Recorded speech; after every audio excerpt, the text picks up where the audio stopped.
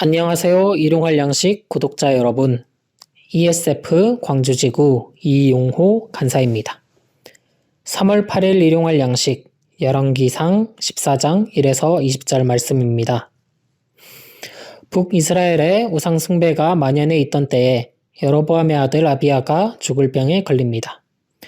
여로보암은 자신의 아내를 당시 종교적 중심지였던 실로로 보내는데 선지자 아이야를 통해 아이가 어떻게 될 것인가 하나님께 묻기 위함이었습니다. 여로보암의 아내는 선지자 아이야에게 줄 예물을 챙겨 그의 집에 이르고 하나님께서는 아이야에게 곧 맞이할 상황과 그에게 어떤 말을 전해야 하는지를 알려주십니다. 그리고 그가 들어올 때 다른 사람인 차일 것을 말씀하십니다. 우리는 이와 같은 모습을 창세기 말씀에서도 찾아볼 수 있습니다. 창세기 3장 아담과 하와는 뱀의 유혹에 넘어가 하나님이 따먹지 말라 하신 선악과를 따먹게 되는데 직후 그들은 자신들의 모습을 하나님으로부터 숨기게 됩니다. 하나님의 말씀을 어기고 죄를 범한 것이 그 이유였습니다. 이는 여로보암 역시 마찬가지였습니다.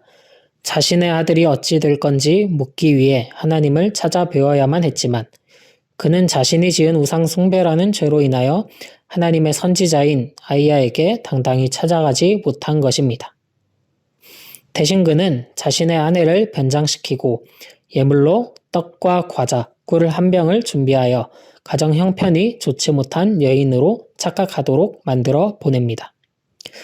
그러나 여로보암의 노력이 무색하게 하나님께서는 앞을 보지 못하는 아히야에게 그가 여로보암의 아내임을 밝히 말씀하십니다. 어쩌면 우리에게도 여로보암의 모습이 있을지도 모르겠습니다. 사람들이 보지 않는 곳에서 자신만의 은밀한 죄를 짓고 사람들이 알 수 없는 자신의 생각과 마음으로 타인을 공격합니다. 그리고 사람들이 알지 못하도록 자신이 지은 죄를 감출 것들을 찾아 사람들로부터 숨깁니다.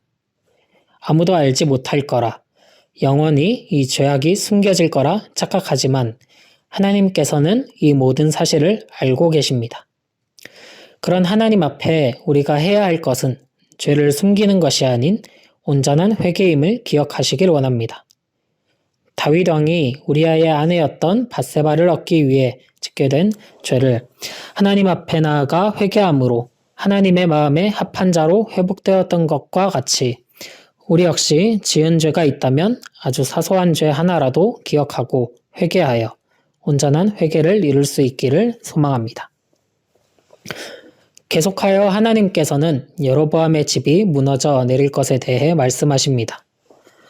솔로몬 왕에 의해 우상 숭배가 퍼져갈 때 하나님께서 그를 들어 왕으로 세우셨으나 그가 선대 왕들보다 더욱 우상을 섬겨 하나님께 등을 돌려 주를 노하게 만들었다는 것이 이유였습니다.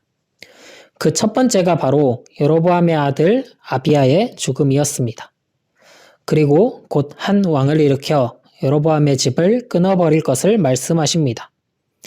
열왕기상 11장 38절에서 하나님께서는 여로보암에게 내 명령에 순종하고 다윗의 길로 행하면 여로보암을 다윗의 집과 같이 세우실 것이라 분명하게 말씀하셨습니다. 그리고 하나님의 사람을 남유다에서 보내어 그를 포함한 이스라엘이 회개할 것을 촉구하십니다. 그러나 여로보암은 순종하지 않았고 여전히 우상 숭배라는 죄를 붙잡으며 하나님의 말씀에 불순종합니다. 한 사람의 죄로 인해 공동체가 무너진 겁니다. 인류의 대표였던 두 사람이 있습니다. 한 사람은 선악과를 따먹지 말라 하신 하나님의 말씀에 불순종한 아담이고 다른 한 사람은 온 인류를 위해 자신의 목숨을 아끼지 않고 순종으로 내어주신 예수님이십니다. 여러분의 모습은 누구의 모습과 더 가깝습니까?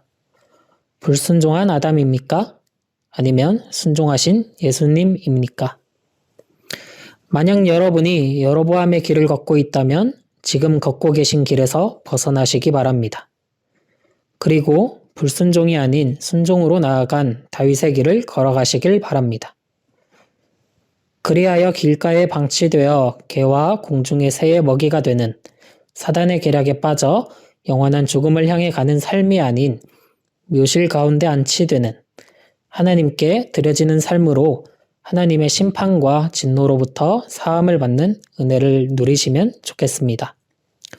오늘 하루가 하나님 앞에 온전한 회개로 나아가고 하나님께 순종으로 그 삶을 드리는 날이 되시길 소망합니다.